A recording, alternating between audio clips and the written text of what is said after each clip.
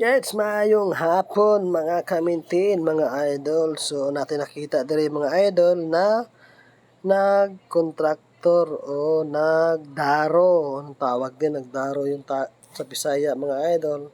So ayan, may dalawang traktor yung ginamit mga idol para mapadali yung pagbubungkal ng lupa o pagdaro. Iba din kasi yung mga idol kasi high-tech na ngayon. Ano na lang, yung mga equipment na lang po yung gumagawa. Di katulad ng dati na kalabaw at tao yung gumagawa, idol. Dito is driver yung tao na lang. Ang is tractor na lang. Kaya napabilis yung gawain mga idol. Pero nakakamiss naman din yung mga idol yung dating trabaho talaga. Kasi, na-miss lang. Masarap doon dati din kasi maraming gumagawa ba katulad yung pag-ani. Ngayon is meron ng harvester mga idol, kaya ganun. Masaya sa basakan dati mga idol kasi ang daming may mag-aani ba.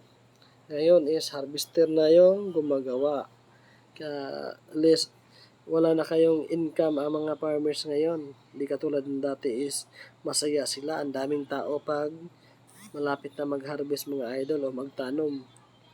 Yan po yung tractor mga idol. Napakabilis niya mga idol. Isang lang malaki yung grabe yung pagbungkal mga idol ba is talaga.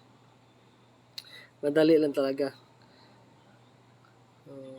Ayan, di katulad natin is yung pagdaro or pagbungkal ng lupa is kalabaw yung ginagamit at saka tao. Sobrang init pa ngayon is tractor na. May mga ekwipo na po sila sa mga farmers.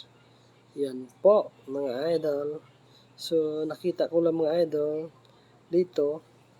So ayan, binidyo ko.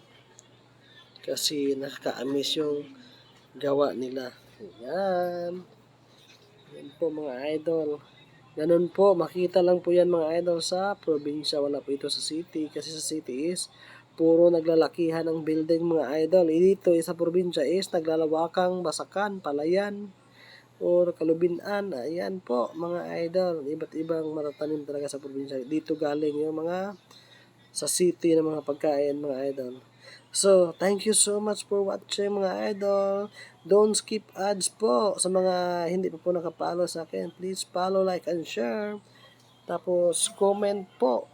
Comment down below. Thank you so much for watching again. I love you all. See you in my next video. Bye-bye.